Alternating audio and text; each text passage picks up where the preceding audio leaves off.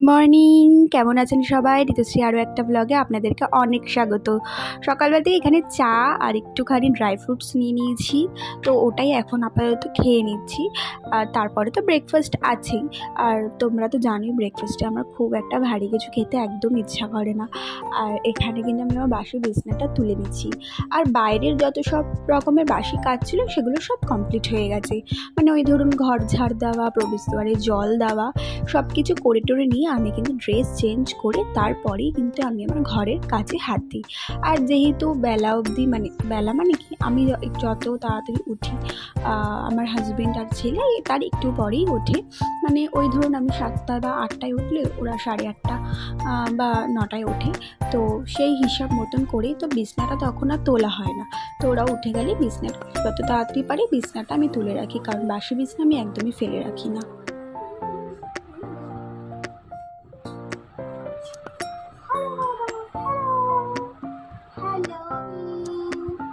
কেমন আছো তোমরা সবাই? গুড মর্নিং দিদিরা, সবাইকে গুড মর্নিং। আজকে কিন্তু আমার ছেলে আপনাদের সবাইকে গুড মর্নিং বলে দিচ্ছে আর ওয়েলকাম করে দিয়েছে। তো যাই হোক, ছেলের সাথে একটুখানি সময় কাটিয়ে নিয়ে দেখুন ওকে কিন্তু আবার খেলনা দিয়ে বসিয়ে রেখেছি। বাট এটা খুব বেশিক্ষণ না, যতক্ষণ আমি ওর সামনে থাকবো ঠিক ততক্ষণ। যেই আমি ওর সামনে থেকে বেরিয়ে গিয়ে অন্য কাজ করতে যাবো, ওকে ধরুন বালিশ দিয়ে গার্ড দিয়ে বা কিছুভাবেই যাই, ব্যাস অমনি ওর কান্না শুরু হয়ে যায়। মানে একটুখানি ওর চোখের সামনে থেকে সরা যাবে না, এক পলক ফেললেই ও কান্না শুরু করে দেবে। জানি না প্রত্যেকটা বাচ্চারাই এরকম হয় কি না। আপনাদের বাড়িতে এরকম ছোটো বেবি থাকলে আমাকে অবশ্যই জানাবেন। তো এখানে একে একে যা জামা কাপড় ছিল সব কিছু ভাঁজ করে নিচ্ছি। আর জানেন তো আজকে না আমার একটা বিয়ে বাড়ি আছে, মানে ওই আমার এক খুব চেনা পরিচিত একটি কাকার তার দাদার বিয়ে। তো মানে এমনই ক্লোজ যে আমাকে যেতেই হবে, না তো না বিশেষ করে এই গরমে না বিয়ে বাড়ি যাওয়ার মানে একদম ইচ্ছা নেই। কিন্তু ওই বললাম খুব ক্লোজ, তাই বারবার করে বলেছে যেতে হবে। আর দেখুন এই প্যান্টটা আমি আগের দিনকে না একটু বেরিয়েছিলাম তখন কিনে নিয়েছিলাম, আপনাদের সাথে শেয়ার করলাম। অবশ্যই এটাকে ধুয়ে তারপরে আমি পরবো, কারণ না ধুয়ে আমি খুব একটা পরি না। যদি সেটা সেরকম ব্র্যান্ড হয় তবে কি না ধুয়ে পরি, কিন্তু টুকটাক এদিক ওদিক থেকে কেনা হলে সেটা কিন্তু আমি অবশ্যই ধুয়ে তারপরেই পরি। আর ছেলেকে বারবার করে দেখা যায়, তার কারণ আমার ছেলে এখনও অবধি এখানে বসে আছে।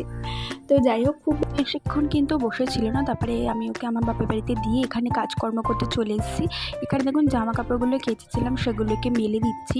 আর বলেছিলাম না আমাদের বাড়িতে খুব একটা স্পেসেস নেই ছাদ ছাড়া, তো দেখুন আমার জানলার বাইরে কিন্তু এই দড়িটা লাগিয়ে কোনো রকমে একটু ওই টুকটাক জামা কাপড়গুলো কেচে মেলে দিই। আর খুব বেশি হয়ে গেলে সেগুলো ছাদেই দিয়ে আসি। আর দেখুন ও কিন্তু সব সময় আসবেই, জানেন তো, ওই যে বললাম না মানে এনার্জি বাড়াতে চলে আসে। মানে ওর পেছনে আমায় কিছু না কিছু করতেই হয়, বলতেই হয়, মানে বকবকটা চালিয়ে যেতেই হয় আর কি। তো যাই হোক, তারপরে এখানে আমি ঘর দুয়ার যেরকম ডেলি বেসিসে মুছি সেরকমই মুছে নিচ্ছি। এখানে তো ঘরটা আগে ঝাড় দিয়েই দিয়েছিলাম, তো সেরকম তারপরে এখানে ঘরটা খুব ভালোভাবে মুছে নিচ্ছি। আর বাইরে যা অসম্ভব গরম পড়েছে, প্রত্যেকটা মানুষেরই কিন্তু এই গরমে খুব শরীর খারাপ হচ্ছে। তো যারা বাইরে অবশ্যই কাজে যাচ্ছেন বেশি করে জল বা ঠান্ডা জল অবশ্যই কিন্তু ক্যারি করবেন। আমি আমার হাজব্যান্ডকেও বারবার করে বলি জানেন তো যে জল নিয়ে যেতে, কারণ এই গরমে কিন্তু জলটা সবার ব্যাগে একটা করে রাখা অবশ্যই জরুরি। তো দেখুন, আর আগের দিনকে আপনাদেরকে বলেছিলাম না রান্নাঘরের কাজ বাজ হয়ে গেলে কিন্তু আমি এখানে ঝাড় দিয়ে তারপরে গিয়েই মুছি। তো দেখুন এখানে ঝাড় দিয়ে দিচ্ছি, যতবারই ঝাড় দিই ততবারই ঘর থেকে নোংরা বেরোয়। বিশ্বাস করুন এই নোংরাগুলো যে কোথা থেকে আসে একদম জানা নেই। আশা করছি আপনাদেরও সাথেও এরকম হয়ে থাকে। তো দেখুন এইখানে ঘর দোয়ার ঝাড় দিয়ে ভালো করে এই রান্নাঘরটাও মুছে নিচ্ছি। তারপরে কিন্তু আমি এখানে স্নানে চলে যাব, কিন্তু তার আগেও টুকটাক কিছু কাজ থেকেই যায়। যেমন ধরুন এই বাসনটা এখানে যেহেতু মেজেছিলাম, তো সেই মতন বেসিনটাকে খুব ভালো করে পরিষ্কার করে নেওয়া। আর আমার রান্না বান্না হয়ে গিয়ে বাসনপত্র মাজা হয়ে গেলে কিন্তু আমি অবশ্যই আমার বেসিনটা মানে খুব ভালো করে মেজে নিয়ে তারপরে গিয়েই আমি কিন্তু আমার বাকি কাজটা বা রান্নাঘরের কাজটা শেষ করি। আর এই জানলাতেও একটুখানি জল দিয়ে দিলাম, খুব নোংরা হয়েছিল জানেন তো। তারপর দেখুন এইখানে কিন্তু আমি আমার বাপের বাড়িতে চলে গেছিলাম। আর দেখুন মা কিন্তু ঠায় আমার ছেলেকে কোলে নিয়ে বসে আছে। আর আমার মায়ের কিন্তু এই 1-1.5 মাস আগেই একটা অপারেশন হয়েছে।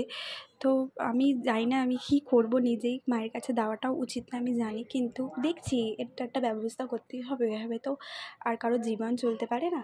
তো দেখুন বিকালবেলা কিন্তু আমি এখানে গাছে জল দিয়ে নিচ্ছি, আর এরপরে ভাবছি জানেন তো যে কী শাড়ি পরবো। এই একটা বিশাল প্রবলেম। প্রথমে ভাবলাম নীল কালারের এই শাড়িটা পরি, তারপরে মনে হলো যে না এটা না, আর কি পুরনো শাড়ি আছে আলমারি থেকে বের করি। তারপরে না এই শাড়িটা বেরোলো। এটা আমার এক দাদার বিয়েতে 3 বছর আগে আমি পরেছিলাম। তো আমার মনে হলো এইটাই বেস্ট হবে। এটা অনেকটাই পুরনো শাড়ির কালেকশন আছে আমার কাছে। সবসময় নতুন না পরে একটু মাঝে মাঝে পুরনোও পরা উচিত। বন্ধুরা আমি রেডি হয়ে গেছি, আর এত অস্বাভাবিক গরম পড়েছে, মানে কি বলবো তোমাদের। আমি তো এখন বাপের বাড়িতে চলে এসেছি, কারণ ছেলে আছে ওই ঘরে। তো এই শাড়িটা পরেছি, তো ওইটা পরিনি, কারণ এই শাড়িটা না আমার অনেক পুরনো একটা শাড়ি। মানে আমি আমার এক দাদার বিয়েতে কিনেছিলাম রিসেপশনে, তখন আমি অন্যভাবে পরেছিলাম, এখন অন্যভাবে পরেছি। আর খুব সিম্পল সেজেছি, মানে এত গরম আর একটু অনেকটাই দূরে যাব, তো সেই কারণে মেকআপটাকে একদম সিম্পল রেখেছি, সিম্পল সেজেছি। সবসময় হয়তো হাই মেকআপ ভালোও লাগে না, তো তোমরা অবশ্যই জানিও কীরকম লাগছে না লাগছে। চলো তোমাদেরকে একবার ফাইনাল লুকটা দেখি।